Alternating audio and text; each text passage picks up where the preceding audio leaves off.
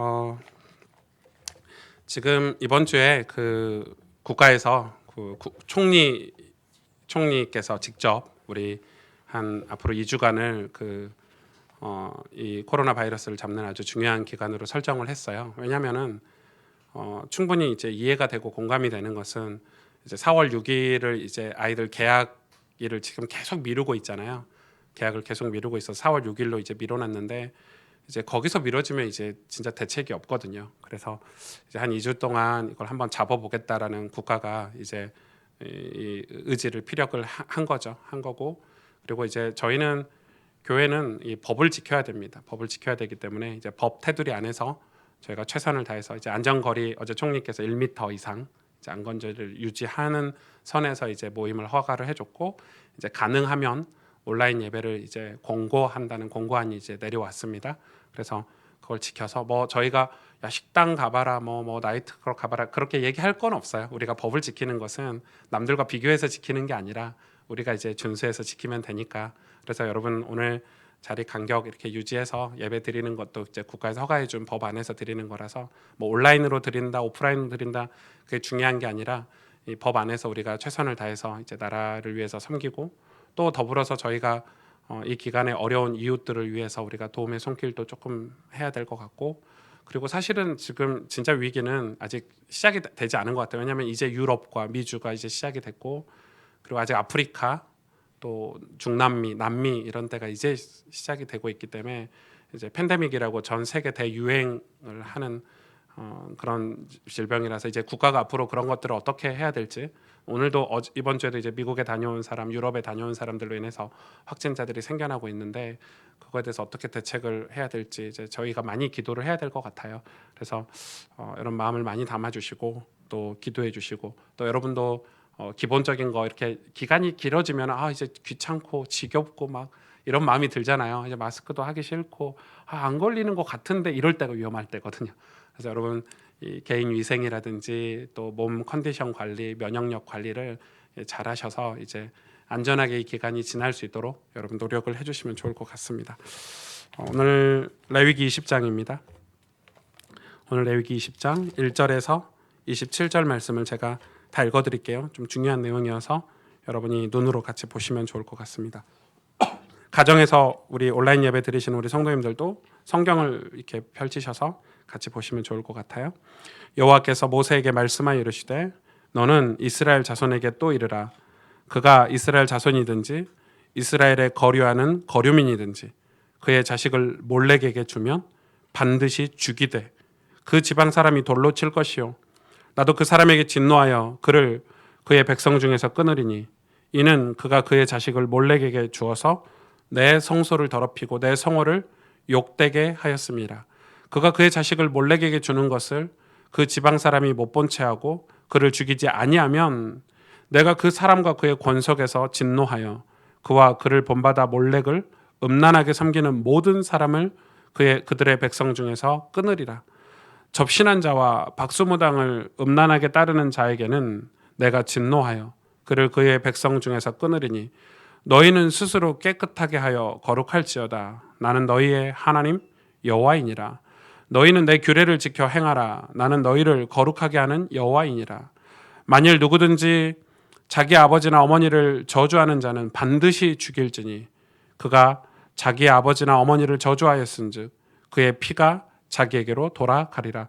누구든지 남의 아내와 간음하는 자 곧 그의 이웃의 아내와 간음하는 자는 그 간부와 음부를 반드시 죽일지니라. 누구든지 그의 아버지의 아내와 동침하는 자는 그의 아버지의 하체를 범하였은즉 둘 다 반드시 죽일지니 그들의 피가 자기들에게로 돌아가리라. 누구든지 그의 며느리와 동침하거든 둘 다 반드시 죽일지니 그들이 가증한 일을 행하였습니다.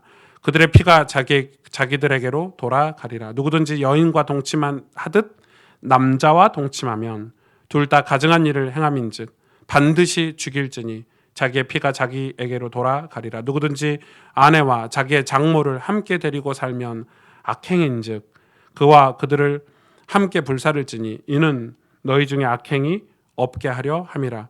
남자가 짐승과 교합하면 반드시 죽이고 너희는 그 짐승도 죽일 것이며 여자가 짐승에게 가까이 하여 교합하면 너는 여자와 짐승을 죽이되 그들을 반드시 죽일지니 그들의 피가 자기들에게로 돌아가리라. 누구든지 그의 자매 곧 그의 아버지의 딸이나 그의 어머니의 딸을 데려다가 그 여자의 하체를 보고 여자는 그 남자의 하체를 보고 부끄러운 일이라 그들의 민족 앞에서 그들을 끌어질지니 그가 자기의 자매의 하체를 범하였은즉 그가 그의 죄를 담당하리라. 누구든지 월경 중에 여인과 동침하여 그의 하체를 범하면 남자는 그 여인의 근원을 드러냈고 여인은 자기의 피 근원을 드러내었음인즉 둘 다 백성 중에서 끊어지리라.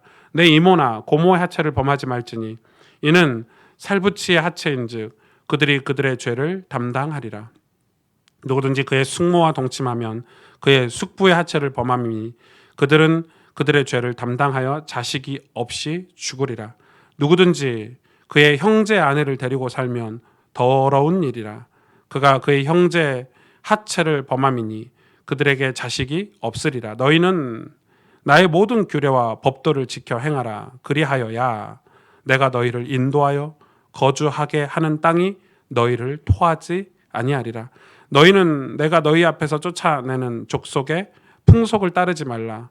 그들이 이 모든 일을 행함으로 내가 그들을 가증히 여기노라.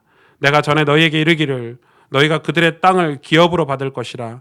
내가 그 땅 곧 젖과 꿀이 흐르는 땅을 너희에게 주어 유업을 삼게 하리라 하였노라. 나는 너희를 만민 중에서 구별한 너희의 하나님 여호와이니라. 너희는 짐승이 정하고 부정함과 새가 정하고 부정함을 구별하고 내가 너희를 위하여 부정한 것으로 구별한 짐승이나 새나 땅에 기는 것들로 너희의 몸을 더럽히지 말라. 너희는 나에게 거룩할지어다. 이는 나 여호와가 거룩하고 또 내가 또 너희를 나의 소유로 삼으려고 너희를 만민 중에서 구별하였음이니라. 남자나 여자가 접신하거나 박수무당이 되거든 반드시 죽일지니 곧 돌로 그를 치라. 그들의 피가 자기들에게로 돌아가리라. 아멘. 오늘 20장은 18장, 19장, 20장의 한 카테고리거든요. 거기에 결론 말씀이죠. 너희가 들어가서 가증한 풍속을 따르지 말라고 시작한 18장의 말씀, 그 풍속을 따랐을 때 내가 너희를 어떻게 하겠다라고 결론 짓는 말씀이 20장 말씀입니다. 그래서 18장, 19장, 20장이 한 카테고리예요. 그리고 다음 주 21장부터는 이제 제사장에 관한 규례, 성물에 관한 규례, 예배에 관한 규례들이 이제 자세히 나오고 있거든요. 성경을 보실 때는 이런 문맥적인 것도 잘 살펴봐야 이 말씀이 반복되는 것 같은데 반복되는 게 아니고 18장, 19장에 하신 말씀을 가지고 그 결론, 그러면 너희가 이걸 안 지켰을 때 내가 너희에게 이렇게 할 거야라고 이 어떤 한 큰 단원의 결론을 이렇게 내리는 부분입니다. 어떻게 한다고요? 반드시 죽인다고 이렇게 말씀하고 계시죠. 예, 하나님이 이 죽인다는 표현을 굉장히 자주 하셨습니다. 이 레위기에 우리를 반드시 죽이겠다고 하십니다. 여러분, 이 마지노선이라는 게 있잖아요. 그죠? 이 마지노선, 이게 이제 마지막 선의 마지막이거든요. 그러니까 내가 여기까지 참을 수 있어 하는 게 사람마다 다 마지노선이 있잖아요. 기준이라고도 할 수 있죠. 저도 이제 화를 안 내요. 제가 이렇게 화를 잘 내진 않는데 저도 모르는 어떤 저의 마지노선이 있는 거예요. 제가 분노하고 제가 화를 내는 지점이 있죠.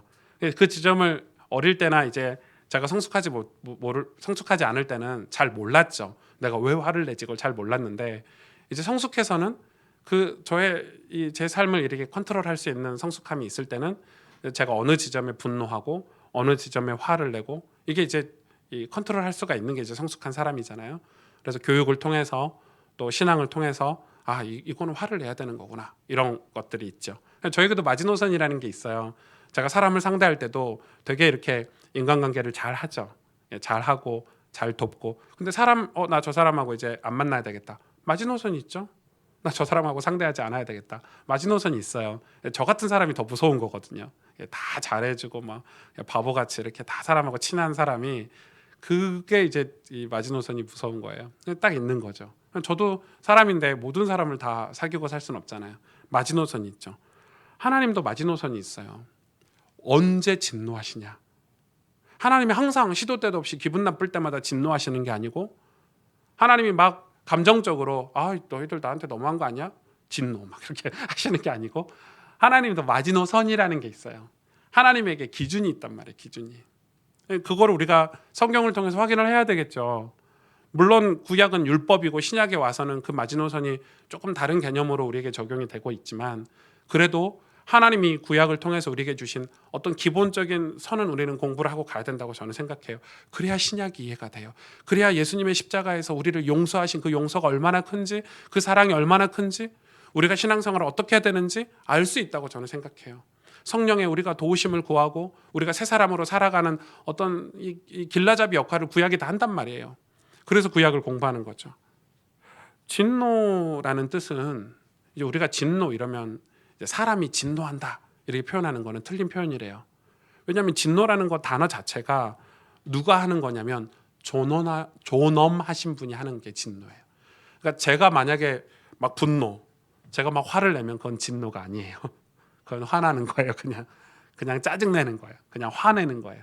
그냥 아 목사님 좀 화나셨네 이거지. 저한테 여러분 진노라는 단어를 쓰면 안 돼요. 진노라는 단어는 존엄하신 분. 여러분 존엄하신 분이 누가 있어요? 하나님에게만 쓸 수 있는 단어예요. 진노란 단어는 사람이 대통령은 존엄한 분이 아니에요. 유일하게 존엄한 분 한 분이 계시는데 그게 바로 하나님이세요. 하나님이 쓰시는 거예요. 하나님이 화를 내셨을 때 그걸 진노라고 하는 거예요. 그래서 사전에 이렇게 기록되어 있죠. 하나님의 진노는 사람의 경우처럼 감정적인 문제가 아니라 하나님의 선한 뜻을 이루지 못하는 악이나 악한 행위에 대한 의로운 심판의 의미를 갖는데요. 이 진노예요. 그러니까 하나님의 뜻을 가로막거나 하나님의 뜻이 이루어지지 못하도록 악을 행하는 것에 대한 하나님의 심판이 바로 진노예요. 아시겠죠? 이게 굉장히 중요하죠. 그래서 하나님이 말씀하셨어요. 레위기 20장 23절에 너희는 내가 너희 앞에서 쫓아내는 족속의 풍속을 따르지 말라. 이게 18장, 19장, 20장의 메시지예요. 너희가 앞으로 가나안이라는 땅을 들어갈 텐데 내가 거기 젖과 꿀이 흐르는 땅을 너희에게 줄 텐데 그 땅에 가기 전에 지금 사전 교육하는 시간이잖아요. 레위기는. 가서 그 땅의 풍속을 쫓지 말아라. 그들이 행한 이 모든 일을 행함으로 내가 그들을 가증히 여긴다. 그래서 그들을 살리려고 그들에게 주의 복음을 전하기 위해서 그들에게 하나님 살아계심을 증거하기 위해서 가나안 땅에 너희를 특별히 구별해서 보내는데 너희가 그들과 섞어가지고 그들이 범한 그 가증한 일 풍습을 따라서 행하면 어떡하겠니? 행하면 죽을 거야 라고 경고하시는 말씀이 레위기의 말씀이죠. 여러분 이제 이 큰 것, 우리가 보통 뭐 댐이 붕괴되거나 우리나라 다리가 붕괴되거나 우리 여기 옛날에 여기에 삼풍백화점이 있었더라고요. 이 고속터미널 가는 길에 삼풍백화점이 붕괴될 때는 어떻게 폭탄이 날라와서 붕괴됐나요? 미사일이 날라와서 붕괴됐나요? 아니죠. 네. 뭐죠? 작은 균열, 나사 하나가 빠졌다든지 이 시멘트를 좀 빼먹고 철근을 하나 빼먹고 이 불법적으로 뭘 하나 빼먹어 와가지고 아주 작은 균열, 이게 사람들이 눈치채지 못할 아주 작은 균열이 큰 거를 붕괴시키죠. 미사일이 날라와서 이 성수대교가 무너진 게 아니에요. 나사 하나가 삐걱거리고 아주 작은 균열을 사람이 발견하지 못했는데 그게 나중에 커진단 말이에요. 사람들은 그 작은 균열을 굉장히 하찮게 생각하죠. 여러분 나라가 붕괴될 때 어떻게 붕괴되죠? 역사적으로 이 국가라는 거는 생기기도 하고 존속되기도 하고 또 없어지기도 하죠. 로마가 무너질 때 어떻게 무너졌죠? 외부의 침략으로 무너졌나요, 로마가? 아니죠. 그 안에 작은 균열, 부패, 사상. 여러분 이걸 우리가 쉽게 생각하면 안 돼요. 여러분 제가 이번 주에 되게 화가 났는데, 저는 진노하진 않지만 제가 화가 났는데, 이 텔레그램이라는, 이제 어른들은 잘 모르실 수 있어요. 이 카톡 같은 거예요. 카톡인데 이제 카톡을 만든 회사가 있을 거 아니에요. 어떤 회사가 카톡보다 더 그 프라이버시가 보장되는 이제 그런 뭐라고 이야기해야 돼요? 그런 이 메신저 프로그램을 만든 게 이제 텔레그램이라는 게 있어요. 이게 한동안 되게 인기가 많았죠. 왜냐하면은 비밀 보장이 확실히 되고 외부에서 이렇게 카톡 같은 경우는 이렇게 국가회 같은 데서 뭐 외부에서 이렇게 들여다볼 수 있지만 이거는 텔레그램은 절대 그럴 수 없다 뭐 이래가지고 한동안 되게 인기 있었는데 좀 사그라들었는데 이 텔레그램 엠번방 뭐 이렇게 해서 이제 국가에 청원이 들어오는 걸 제가 보고 뭐 또 어떤 이상한 애가 음란물을 또 옛날 우리나라 하도 그런 게 많으니까 연예인들이 막 음란물 나눠 가져 보고 막 이런 게 많으니까 별거 아니라고 생각했는데 제가 이번 주에 너무 이게 이슈가 되니까 기사를 자세히 봤어요. 그리고 그걸 이제 촬영한 그 처음 취재한 그 기자가 썼던 글도 다 읽었고요. 제가 너무 화가 나더라고요. 이게 뭐냐면 이 비행 청소년들, 그러니까 탈선한 청소년들, 그러니까 가출한 청소년들이죠. 이 친구들이 이제 얼마나 많아요. 우리 사회에 지금 그런 이 가출한 청소년이 수만 명인데, 그래서 뭐 보호센터에도 있고 또 뭐 사회 구석구석에서 이 아이들이 이제 방치돼 있는 아이들도 많이 있는데 그런 아이들만 골라가지고 의도적으로 접근을 한 거죠. 그건 다 중학생이에요. 고등학생, 중학생 이런 아이들을 이제 협박을 해가지고 이제 성놀이개를 삼은 거죠. 그래서 그걸 다 촬영을 했어요. 그래서 거기 보니까 뭐 지금은 뭐 박사방 해가지고 이랬지만 원래 그걸 시작한 친구가 가까시를 자기가 하나님이라는 거지. 그런 여자아이들을 그 청소년 아이들을 이제 노예라고 지칭을 했더라고요. 저는 좀 섬뜩하더라고요. 이걸 이제 SBS에서 취재하려고 PD가 이 사람하고 대화를 시도했는데 그 사람이 뭐라고 그랬죠? 당신 만약에 우리 이 박사방을 이 엠범 우리 방을 공개했을 때는 우리 여자아이가 당신 방송국에 가서 자해하고 자살할 거다. 각오해라. 이런 협박도 했죠. 미친 놈들이죠. 예. 악마 같은 놈들이죠. 근데 뭐 보니까 어디 뭐 대학의 신문사의 기자도 하고 그랬다 하더라고요. 결국 다 잡았는데 제가 진짜 충격은 진짜 악질이고 진짜 나쁜데 그 방이 이제 단계를 만든 거예요. 처음에는 맛배기로 보여주는 거예요. 공짜로 들어와서 봐라. 사람이 어떤 마음이 드냐면 가서 보면 더 보고 싶은 마음이 드니까. 근데 거기에 진짜 나쁜 게 정말 나쁜 게 거기에 공지사항처럼 이렇게 띄워놨어요. 공지사항이 없으면 혹시 호기심에 갔다고 쳐. 근데 공지사항이 뭐라고 했냐? 이건 불법적으로 만든 영상물이다. 이거는 청소년들을 불법적으로 만든 영상물이라는 걸 공지사항 띄워놨어요. 당신 이거 알고도 들어와서 봐라. 근데 돈이 얼마인 줄 아세요? 수십만 원에서 250만 원. 그 방에 들어가는 비용이. 근데 그렇게 해서 그런 영상을 본 사람이 숫자가 몇만 명이냐면 25만 명이에요. 여러분. 25만 명. 2,500명도 아니고 2만 5천 명도 아니고 25만 명이 수백만 원씩이나 주고 그런 우리 딸 같은 아이들의 그런 그 영상물을 제가 보진 않았지만 여러분 합법적으로요. 배우가 돈을 받고 이 뭐라고 그래요? 뽀르는 음란물을 찍어서 보는 거 그건 합법적인 게 있어요. 그런 걸 뭐라고 하는 게 아니라 저는 그런 건 줄 알아 처음에 왜 이 난리가 했는데 이게 아니라 저는 진짜 어제 제가 너무 화가 나가지고 댓글에 그걸 썼어요. 이 사람 어떤 벌을 줘야 되냐? 죽이면 안 돼. 저 후지산 같이 이제 곧 화산이 터질랑 말랑 하는 산에다가 바위에서 쇠로 묶어놔야 돼. 평생. 아니면 저 지하 한 10km를 파가지고 그 속에서 고독하게 죽도록 집어넣어놔야 돼. 왜냐면 영원한 여러분. 하나님이 원수를 사랑하라고 하셨는데 그건 원수가 아니에요. 이거는 악마지. 하나님도 마지노선이라는 게 있는 거예요. 여러분 이 사회가 왜 재앙이 오고 진노가 오는 줄 아십니까? 작은 것 같으세요? 작지 않아요. 25만 명이 작은 숫자입니까? 저는 그 25만 명 다 공개해야 된다고 생각합니다. 이름, 나이, 직장 다 공개해서 다시는 그런 일이 없도록. 이것도 다 숨겨주고 봐주고 인권이라는 이름으로 다 봐주니까 또 이런 범죄가 생기잖아요. 여러분 제 후배가 음주운전 사고를 당해서 죽었어요. 자기가 음주운전해서 죽은 게 아니라 음주운전 사고를 당해서 죽었어요. 저는 음주운전도 이런 아이디어 어떤 아이디어가 되게 좋은 아이디어가 저는 많아요. 음주운전 한 사람은 자동차 번호판을 빨간색으로 다 바꾸면 돼. 저 사람 저 차는 빨간 위험한 차야. 평생 부끄럽게 살아야 돼요. 여러분 제 친구 후배는 이유 없이 그냥 파란불 횡단보도 건너다 치웠는데 음주운전에 죽었어요. 그냥 죽어서 그 자리에서 즉사했어요. 이런 범죄들이 여러분 이게 작은 게 아니에요. 이런 작은 균열들이 나라를 무너뜨리고 이 사회를 무너뜨려요. 작다고 생각하죠. 별거 아니라고 생각하잖아요. 우리는. 여러분, 우리는 여기에 대해서 이 크리스찬으로서, 우리가 건강한 이 신앙인으로서 굉장한 경계심을 가지고 무관심하면 안 돼요. 결국 우리 자녀들 얘기예요. 우리 후대들 얘기예요. 이걸 어떻게 무관심할 수 있어요? 그리고 여러분 다 청와대 그 게시판에 가셔서요, 다 청원 누르셔야 돼요. 이거 사회 참여를 하셔야 돼요. 이거 정치하고 아무 상관이 없어요. 하셔야 돼요.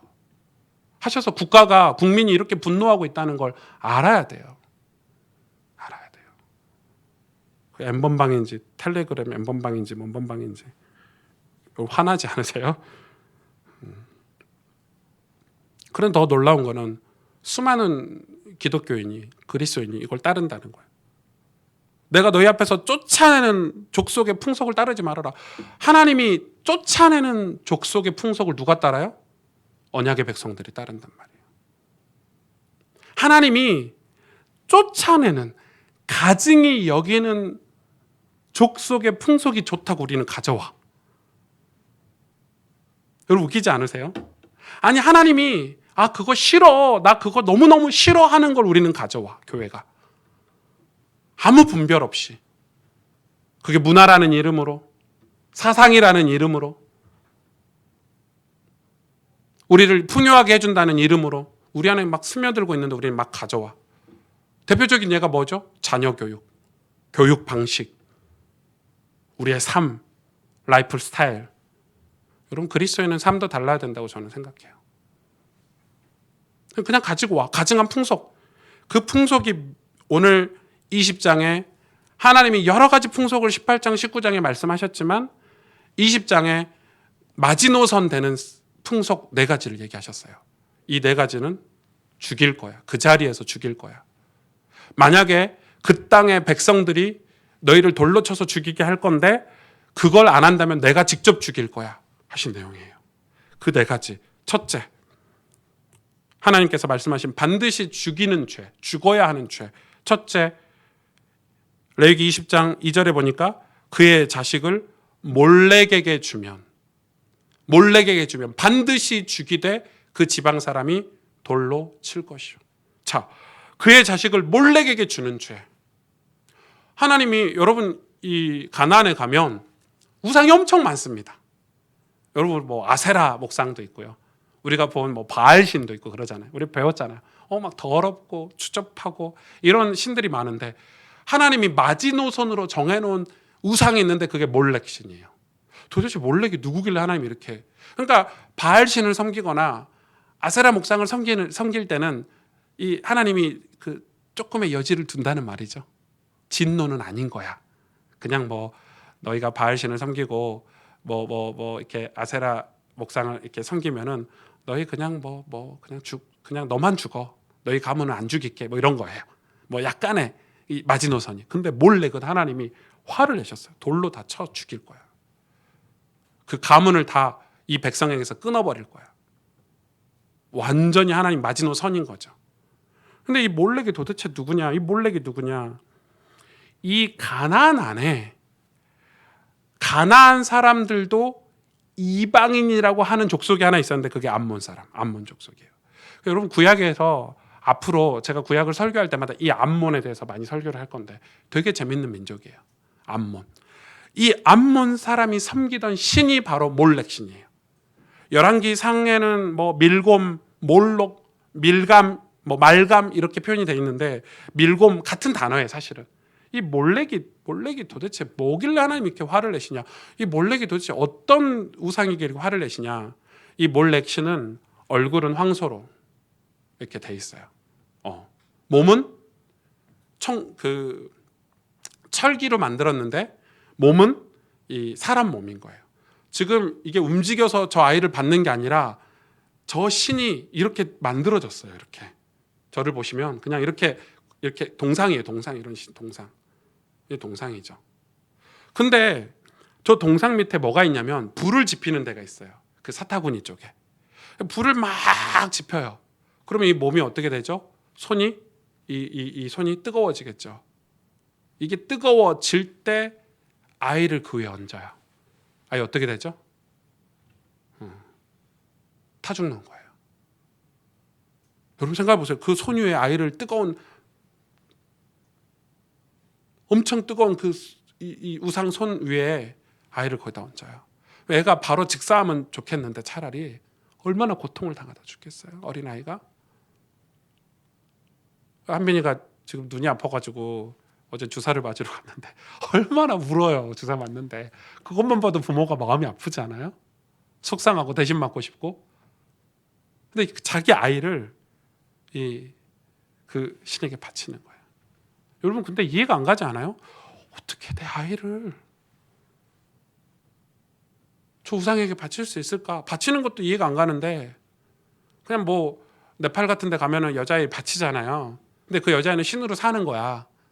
먹고 살아. 근데 이거는 여러분 이해가 되세요? 실제 고고학자들이 너무 많이 발견했죠. 큰 항아리 같은 거 이렇게 이 고대 유물을 발견하다 보니 항아리 속에 어린 아이, 이제 생후 몇 년 안 된 아이들의 뼈만 이렇게 모아놓은 것도 있고 태우지 못해가지고. 근데 이게 왜 이러냐면 이 암몬 사람들이 왜 이러냐면 이 자녀를 한 명을 바침으로써 우리 가족이 다 잘 살 수 있다면 이게 기본 사상이에요. 자녀가 많이 낳잖아요. 그 당시에는 뭐 10명도 낳고 20명도 낳고 하지요. 이 중에 아이를 하나를 바치면 나머지 형제, 나머지 자녀들 그리고 자기 부모가 잘 살 수 있고 풍요롭게 살 수 있다면 자녀를 죽이는 거예요. 그게 몰렉신이에요. 이걸 이스라엘 백성이 따르진 않겠지만 하나님 오늘 강력하게 경고했어요. 그의 자식을 몰렉에게 주면 반드시 죽이되 그 지방 사람이 돌로 칠 것이요. 여러분 이해가 되세요? 그런데 지금도 똑같죠. 지금도 우리 자녀들을 부모의 욕심, 부모의 이기심, 부모의 욕망을 채우는 도구로 세상에 내놓지 않습니까? 아닌가요? 몰렉신이 지금은 없는가요? 많죠. 제가 볼 땐 너무 많아요. 제가 청소년 사역을 하면서 제일 갈등됐던 게 고3들이었어요. 이 고3들이 이 고등학교 3학년 때 이제 뭐라고 얘기하시냐면 어른들이 고3 때는 교회 안 와도 돼. 예배 안 드려도 돼. 죄송합니다. 이런 표현을 좀 써볼까요? 이 지랄 같은 말을 중직자들이 하더라고요. 어떤 문화가 돼버렸어. 고3은 교회 안 와도 돼. 저보고 와서 뭐라 그러시냐면 그 부모님들께서 목사님, 전도사님 고3을 위해서 예배를 스페셜하게 드려달라는 거예요. 따로. 제가 그랬죠. 전 그럴 수 없습니다. 본인들이 새벽에 와서 새벽 기도를 하고 가던 주일날 뭐 교회는 서비스 업체가 아닙니다. 제가 그냥 고3들을 사역해달라면 당연히 사역을 해야죠. 내 새끼들이니까. 그 말이 아니고 예배를 따로 드려달라는 거지. 고3을 위한 고3의 편의를 제공해달라는 거지. 그럴 수 없다 그랬어요. 저 잘리는 줄 알아서 속으로 가슴이 두근두근 거리면서 전도사 때. 왜냐하면 그런 아이들이 대학에 가서 신앙생활 잘할 수 있을까요? 좋은 대학 가면 갈수록 내가 고등학교 3학년 때 예배 안 드리고 하나님 믿지 않고 공부 열심히 했더니 좋은 대학 갔네? 끝난 거예요. 그건 거기서 게임이 끝났어요. 이미 신앙은 사라진 거예요. 애들을 아주 바보를 만드는 거죠. 그게 몰렉 아닌가요? 그게 몰렉이죠. 야, 부모들이 가르쳐야 되죠. 네가 고3 때 공부하느라고 힘들겠지만 그래도 예배는 드려야지. 네가 주일날 예배를 못 가면 어떤 방법으로라든지 네가 예배를 드려야지. 이렇게 가르쳐야 되죠. 그걸 공식화하고 당연한다는 듯이 왜? 남들 다 하니까. 불신자들이 다 그렇게 하니까. 신앙생활하는 사람들의 부모들도 그렇게 안 하면 마치 우리 아이가 도태될 것 같고 죽을 것 같고 실패할 것 같고 멸망할 것 같고 무슨 사상이 다 들어갔죠? 불신자 사상이 다 들어갔어요. 망합니까? 고3 때 예배드리고 공부하면 망합니까? 일주일 동안에 1시간 예배 드리면 우리 아이가 좋은 대학 못 가면 인생이 실패합니까? 하나님 손에 우리 절대 주권이 있고 하나님 손에 생사화복이 있다면서요. 안 믿는 거죠. 애초부터 하나님을 안 믿는 거예요. 그러니 지금 하나님이 지금 몰렉신을 얘기하면서 우리에게 주는 교훈이 무엇이에요? 우리 자녀들 내 거 아니에요. 내 욕심 채우는 존재가 아니란 말이에요. 자녀들의 달란트를 살펴보고 이 아이의 미래에 어떻게 하나님 앞에 쓰임받을지를 기도하고 배려하고 섬기고 바른 길 가도록 안내해야 되는 게 부모의 사명이지, 내 욕심 채우기 위해서 뭐 스카이인지 뭔지 그 드라마에 보니까 그거 완전 몰렉이죠. 몰렉. 그게 몰렉신이에요. 자녀를. 여러분 끔찍하죠. 이 불에 태워서 죽이는 내 자녀를 저는 상식적으로 이해가 안 가요. 그런데 그런 일이 그 시대에 자행됐었어요. 보편적으로. 이 암몬은 하나님이 너무 싫어하시는 존재. 그러니까 하나님이 쟤네들 되게 짜증나는 존재로 구약에 계속 나와요.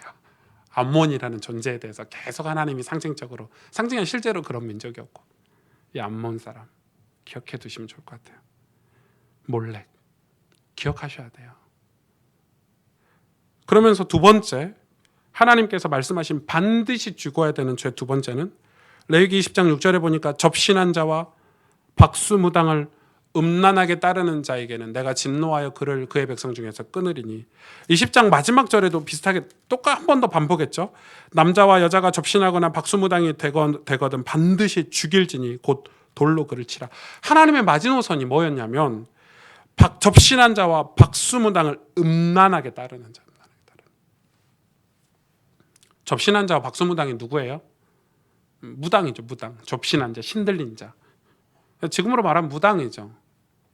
그걸 음란하게 따르는 자. 하나님이 끊어버린대요. 죽여버린대요. 근데 접신한 자와 박수무당의 특징이 뭐예요? 여러분?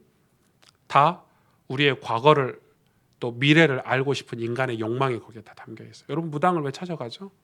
불안하니까. 우리 자녀가 어디 대학 갈지 좀 알려주십시오. 우리 남편이 승진할지 안 할지 좀 알려주십시오. 제가 어떤 남자를 만날지 어떤 여자를 만날지 점집에 가가지고 물어보는 거예요. 여러분 점집 갔다 오신 분 솔직히 양심적으로 교회 다니는 이유로 손 들어보라면 안 되겠구나. 또 바보같이 착해가지고 손 들고 이러면 안 돼요.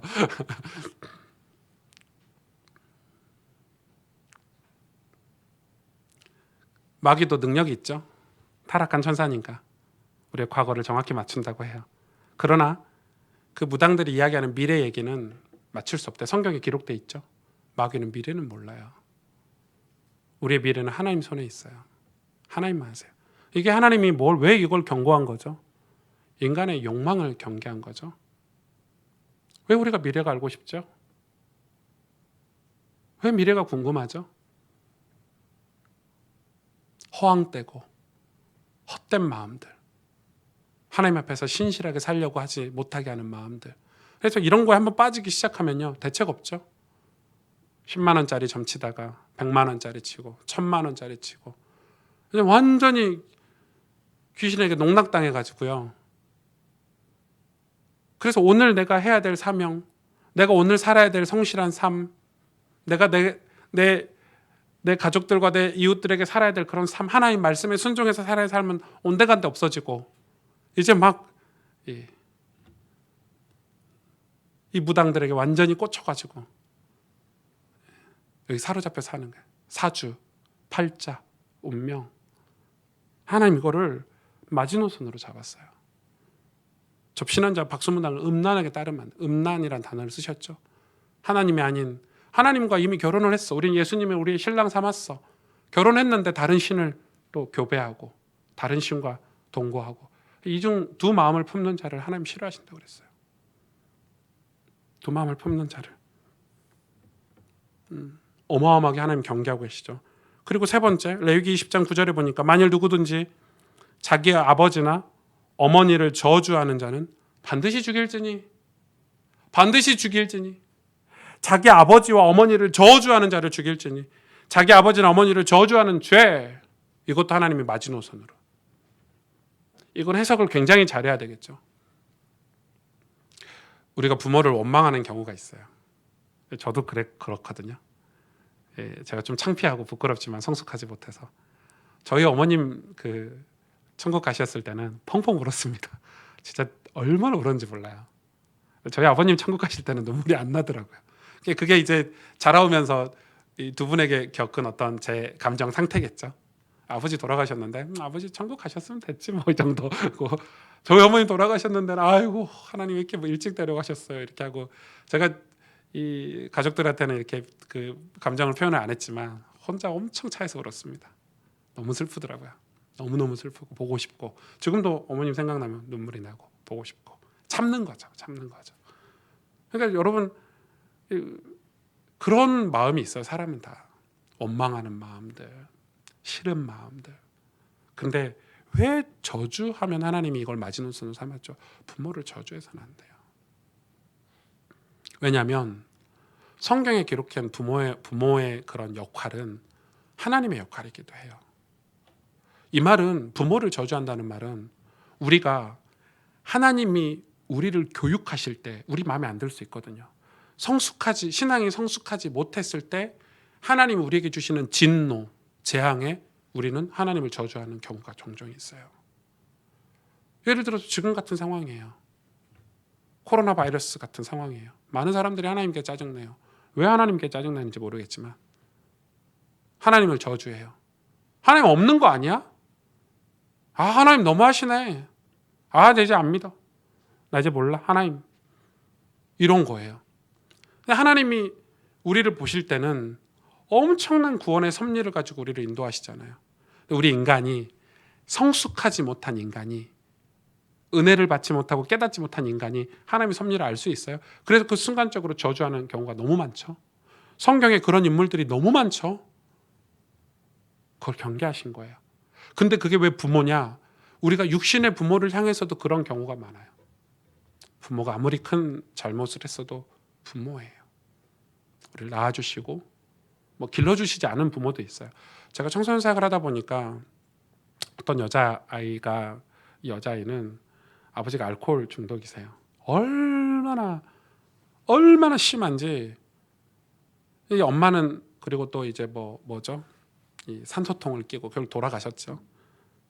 그 아이가 이제 부모를 원망하고 그저 혼자예요. 이제 그 어린 여자애가 혼자. 이런 애를, 이 아까 텔레그램 엠번방, 이 나쁜 놈들, 이런 아이들을 우리가 도와야 돼요. 그래서 그 아이를 우리가 조금 도왔는데, 그런 여자아이가 부모에 대한 원망들이 가슴에 응어리처럼 있는 거예요. 참 그런 거 보면 어려워요. 그러나 오늘 성경은 뭐라고 얘기하냐? 저주하지 말라는 거예요. 생각해 보면 우리가 그런 입장이 될 수도 있고, 우리가 자라서 부모가 됐을 때 부모의 사랑을 깨닫는 경우가 되게 많아요. 그래서 지금 자녀를 몰래에게 주거나 부모를 저주하는 것 같은 거거든요. 지금 하나님 이거를 너무 싫어하신대요. 그래서 여러분 부모를 저주하면 안 돼요. 그리고 마지막으로 네 번째, 하나님 마지노선이죠. 하나님 마지노선. 레위기 다 읽으면 좋겠지만 나머지 긴 내용을 하나님이 그 성범죄에 할애를 하셨어요. 대표적으로 13절에 보니까 누구든지 그의 13절, 누구든지 여인과 동침하듯 남자와 동침하면 둘 다 가증한 일을 행함인즉 반드시 죽일지니 자기의 피가 자기에게로 돌아갈지니라. 여인과 잠자는 거는 하나님 주신 창조 원리죠. 좋은 거예요. 근데 남자와 동침하거나 고모, 숙모, 오늘 다 나왔죠. 별 희한한 동물, 심지어 여러분 좀 이해가 안 가죠? 여러분 지금 동물하고 이렇게 성관계하는 사람이 있을까 없을까요? 엄청 많습니다. 여러분 그래서 여러분 그 동성애자들이 요즘 우리나라에서 퀴어 축제 같은 거 하는 거 절대 지지하시면 안 돼요. 그건 인권이 아니에요. 그게 오늘 20장에 나와 있는 모든 내용을 다 하는 단체들이에요. 그게 좋아요? 사람은 미워하면 안 되지만 죄는 미워해야 돼요. 사람은 미워하면 안 되죠. 그러나 그 범죄는 미워해야 돼요.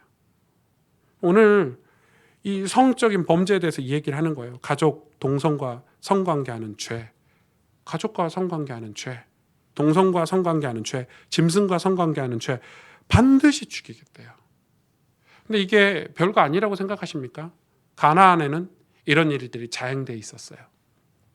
그러니까 이스라엘 백성이 가나안 땅에 가서 그런 문화에 접어들어서 작은 균열이 생길 수 있죠. 실제로 이스라엘에 그런 균열이 생겼었죠. 나라가 다 무너지는 거예요. 그래서 정상이 비정상이 되게 보이고, 오히려 비정상이 정상인 것처럼 문화가 되고 쾌락이 되고 즐거움이 되는 거. 그 25만 명 중에 어떤 분이 글을 써놨어요. 자기는 몰랐다는 거야. 너무 두렵다는 거지. 호기심에 들어가서 봤는데 이거 처벌이 되나요? 이제 겁나니까. 그 가서 본 사람이 이제 이렇게 글을, 장문의 글을 쓴 거를 어제 제가 봤어요. 그런 식인 거죠. 몰랐대. 여러분, 그거 모를 수가 있을까요? 중학생 아이의 그걸 보면서 그걸 어떻게 모를 수가 있어요? 몰랐대. 이제 무서우니까, 이제 국민들이 청원해가지고 이름 공개 다 하라고 하니까 이제 막 그런 글들이 막 올라오는 거야. 이제 뒤늦게서 깨닫고 막 이거 잘못된 거였구나, 이게 문제였구나. 그 사람이 쾌락에 빠지기 시작하면요, 이게 죄인 줄도 몰라요. 나중에는 이게 잘못된 건 줄도 몰라요. 나중에 정신 차리면 어떻게 되죠? 후회가 되는 거예요. 여러분, 죄라는 건 그래요. 처음에는 엄청 달콤하게 와요. 나중에 어떻게 되죠? 이걸 계속 자극적이고 더하고 나중에 우리를 중독시키죠. 우리를 중독시켜요, 죄는. 근데 그걸 계속 하는데 어떻게 되냐면 나중에 후회가 되는데, 그 후회가 깨닫을 때는 이미 늦는 게 중독이라는 거예요. 여러분, 음주운전도 똑같아요. 습관이에요, 습관. 완전 습관이에요. 안 걸리면 괜찮대요. 그런 아주 이 악질 범죄들, 성범죄들, 국가가 조금 이거에 대해서 강력해야 된다고 생각해요. 이 어린 아이들을 학대하거나 성범죄를 하는 사람들은 우리나라에서 추방시켜야 돼요. 저 북한에 보내든지 전략적으로 제외. 북한에 일손이 없대요. 다 보냈으면 좋겠어. 그냥 다 보내버리든지, 뭐 어디 남극에다가 묶어놓든지, 전봇대에다가. 뭘 대책을 세워야 될 것 같아요. 법이 너무 약해요. 제가 볼 때 법이 너무 약해요. 하나님 오늘 법을 아주 강하게 정해놓으셨어요. 왜? 그래야 깨달으니까. 이렇게 해도 죄라는 게 우리 삶에 스며드는데요. 스며드는데 이 네 가지에 대해서 하나님이 오늘 말씀을 하고 계시는 거예요. 그러면서 오늘 결론에 진짜 중요한 말씀을 하고 계세요. 22절부터 보실까요? 너희는 나의 모든 규례와 법도를 지켜 행하라. 그리하여야 내가 너희를 인도하여 거주하게 하는 땅이 너희를 토하지 아니하리라. 23절에 너희는 내가 너희 앞에서 쫓아내는 족속의 풍속을 따르지 말라. 아니, 쫓아내는 족속인데 그 족속의 풍속을 따르면 되겠어요? 그들이 이 모든 일을 행함으로 내가 그들을 가증히 여기노라. 24절에 내가 전에 너희에게 이르기를 너희가 그들의 땅을 기업으로 받을 것이라. 내가 그 땅 곧 젖과 꿀이 흐르는 땅을 너희에게 주어 유업을 삼게 하리라 하였노라. 나는 너희를 만민 중에서 구별한 너희의 하나님 여호와이니라. 25절에 너희는 짐승이 정하고 부정함과 새가 정하고 부정함을 구별하고 분별하라는 거죠. 내가 너희를 위하여 부정한 것으로 구별한 짐승이나 새나 땅에 기는 것들로 너희 몸을 더럽히지 말라. 26절에 너희는 누구에게 거룩하라고요? 나에게 거룩할지어다. 이는 나 여호와가 거룩하고 내가 또 너희를 나의 소유로 삼으려고 너희를 만민 중에서 구별하였음이니라. 아멘. 저는 오늘 이 말씀을 이렇게 준비하면서 우리는 사실 굉장히 난해한 말씀이에요. 구약의 말씀이. 왜냐하면 이 말씀이 우리를 되게 이렇게 속박하는 느낌이 들거든요. 되게 우리를 부담을 주는 말씀이라고 생각을 해요. 그래서 레위기 설교를 많은 교회들이 하지 않아요. 이거 들으면 괜히 불편하고 부담스럽고, 그 말은 무슨 말이냐면 우리가 그렇게 살고 있다는 거예요. 죄를 짓고 있다는 거예요. 맞죠? 우리가 그렇게 살고 있기 때문에 이게 불편한 거예요. 그래서 이거 패스, 레이기 패스, 이거 패스 이런 거 이렇게 되는 거예요. 성경을 내가 듣고 싶은 거, 내가 나에게 유익한 것만 가져다가 설교를 하고 성도들이 들어요. 그럼 어떻게 되죠? 우리는 병 걸리겠죠. 우리 아이가 죄를 짓고 있어, 뭔가 잘못하고 있으면 어떻게 돼? 매를 들어서 때려서 고쳐서 가야 되죠. 음식도 계속 편식을 하면 어떻게 해요? 고쳐둬야 돼요. 그래 아이가 건강하게 자랄 수 있어요. 하나님은 우리가 구별된 백성이래요. 그리고 이 땅에, 가나안 땅에 갔을 때 제사장 백성으로 빛과 소금의 역할을 감당하고 구원의 소식을 전할 그런 백성으로 저와 여러분을 선택하셨대요. 그렇게 선택하셨대요, 우리를. 그런데 선택받은 우리가 우리 마음에 어떤 갈등들이 있어요? 이 죄에 대한 갈등들이 늘, 왜? 세상에 살고 있고 육신을 가지고 살고 있기 때문에 이 죄에 대한 노출이 늘 있는 삶을 사는 거예요. 그럼 이 죄를 지을 수도 있어요. 실수를 할 수 있어요. 크고 작은 죄가 우리 삶의 주변에 많이 있기 때문에. 그러면 이걸 어떻게 해야 되냐는 거예요.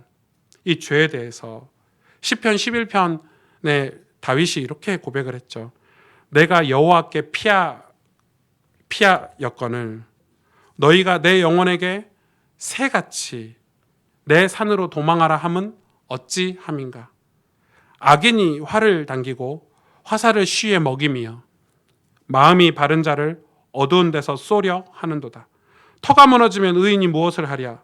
여호와께서는 그의 성전에 계시고 여호와의 보좌는 하늘에 있으며 그의 눈이 인생을 통촉하시고 그의 안목이 그들을 감찰하시도다. 아멘. 아멘. 지금 다윗이 뭐라고 고백하냐면 악인이 화살로 당겨가지고 죄를 우리에게 쏜다는 거예요. 그리고 뭐라고 우리에게 속삭이냐면, 야, 새가 날아가서 도망가듯이 빨리 도망가. 어디에서요? 하나님의 진노에서 도망가라고 가르친다는 거예요. 그런데 다윗이 뭐라고 고백하죠? 나는 하나님의 성전을 지킬 거야. 나는 하나님의 예배를 지킬 거야. 어떤 상태인데도, 내가 죄를 지은 상태인데도 하나님의 성전, 하나님의 성산을 지킬 거야. 하늘 보좌 앞에 살 거야. 하나님이 우리 인생을 통촉하시고 그의 안목이 우리를 감찰하시는 삶을 살 거야 라고 얘기하고 있는 거예요. 여러분, 이건 굉장히 중요해요. 우린 죄를 지으면 하나님을 떠나려는 습성이 있어요. 왜? 하나님 거룩하시니까. 맞죠? 우리가 뭔가 범죄를 하면, 죄를 지으면 거룩하신 하나님에게서 멀어지려는 습성이 자동적으로 죄 안에 있어요. 멀어져. 교회 안 가야 되겠다. 예배, 몰라, 예배 안 가. 그냥 살아. 이런 습성이 있어요. 그럼 나중에 어떻게 되죠? 아예 멀어져. 그게 사단의 속삭임이라는 거예요. 그게 마귀가 주는 속삭임이라는 거예요. 우리가 죄를 안 지을 수는 없어요. 완벽한 인간이 아니니까. 그러나 우리가 거룩해질 수 있는 길이 있는데 하나님 성전에 사는 거예요. 하나님 그의 눈이 인생을 통촉하시고 그의 안목이 그를 감찰하시는 그 삶에 사는 거예요. 다시 말해서 예수 그리스도 십자가, 그 갈보리 언덕의 십자가 그늘 아래 사는 거예요. 우리가 예배 때마다 회개하고 하나님 새 마음을 주세요. 새 은혜를 주세요. 새 삶을 주세요. 돌이키는 거예요. 그게 인간이 이 땅에서 거룩하게 살 수 있는 유일한 길이라는 거예요. 여러분, 아예 포기하지 말라는 거예요. 하나님은. 복음적인 삶은 율법적인 삶이 아니에요. 나 깨끗해. 나 죄 안 지었어. 여러분, 저 성경책 옆에 딱 끼고 이대팔 가르마 이렇게 타가고 그게 아니에요. 절대 죄를 안 지을 수가 없어요. 왜? 신약에 와서 하나님 바리새인, 율법적으로 사는 바리새인들, 종교 지도자들 보고 뭐라고 했죠? 너희는 겉으로는 나를 섬기는 것 같은데 너희 마음은 나를 원하지 않는구나. 너희 마음은 나를 사랑하지 않는구나. 하나님, 우리의 속 중심을 보신 하나님, 우리의 내면을 보신 하나님, 우리의 마음을 들여다보신 하나님, 그죠? 그래서 다윗은 어떻게 살았죠? 항상 내 영혼을 하나님 앞으로 가지고 갔어요. 내 영혼을 하나님 앞에 가지고 왔어요. 내 영혼을 하나님 앞에 솔직하게 고백을 했어요. 내 영혼을 하나님 앞에 솔직하게 오픈을 했어요. 주님 저 괴롭습니다. 주님 저 죄인입니다. 주님 저 하나님 앞에 이렇게 잘했는데 칭찬해 주실 거죠? 라고 다윗의 시는 늘 그의 속 마음을 하나님께 오픈했어요. 그게 다윗 시편의 특징이잖아요. 왜냐하면 그 영혼이 지켜지는 것, 그 영혼이 살아야 우리 삶이 거룩해질 수 있다는 걸 다윗은 알고 있었어요. 인간이 얼마나 악한 줄 아세요? 인간은 두 마음을 가지고 있어요. 이중성을 다 가지고 있어요. 여러분, 우리 겉으로는 깨끗한 척 하면서 뒤로는 이렇게, 그 25만 명도 다 그럴 거 아니에요. 집에 가서는 아빠인 척하고 뭐 어디 학교 선생님 이런 거 하고 애들 가르치고 이러면서 뒤로 가서는 그 음란물 돈 주고 사서 보고. 그게 인간이에요. 그런 이중성이 다 있어요. 근데 우리가 그러면 죄에 안 빠지고 세상 풍속에 빠지지 않고 우리가 하나님께 쓰임받고 하나님께 인정받고 살 수 있는 길이 뭐냐? 그 마음을 오픈하고 사는 거예요. 겉모양이 아닌 거예요. 우리 자꾸 겉모양, 신앙생활을 겉모양으로 판단하고 겉모양을 키워가려고 하는데 성경의 믿음의 사람들은 속사람을 강건하게 했어요.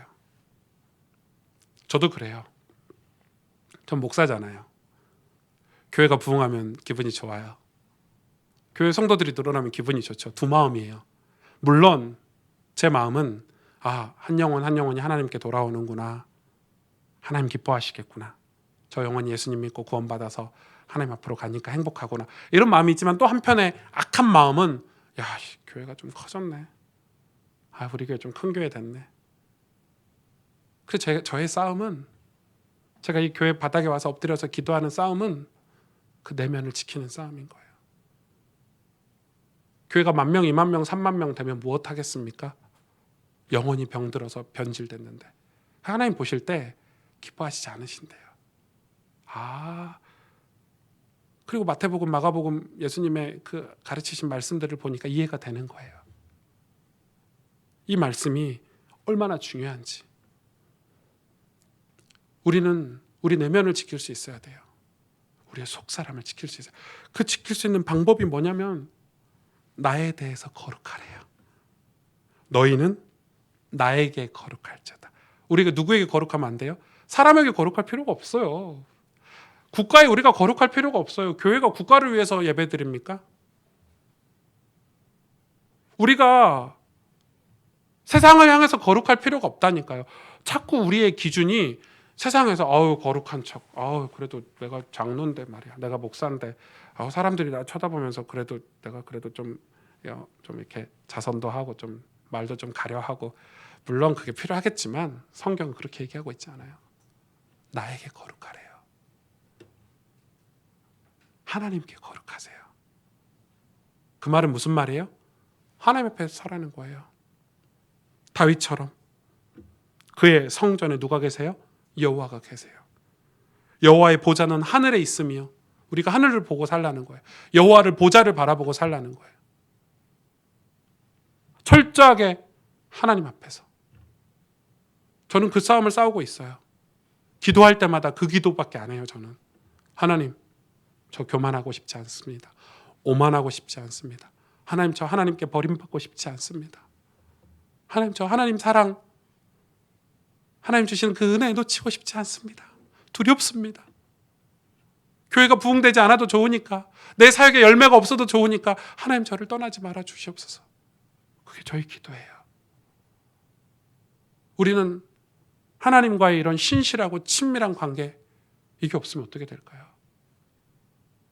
어떻게 될까요? 교회 부흥했다 칩시다. 우리 집이 좀 부자가 됐다고 칩시다. 여러분 자녀들이 좋은 대학 가고 좋은 직장 갔다 칩시다. 하나님이 없는데요?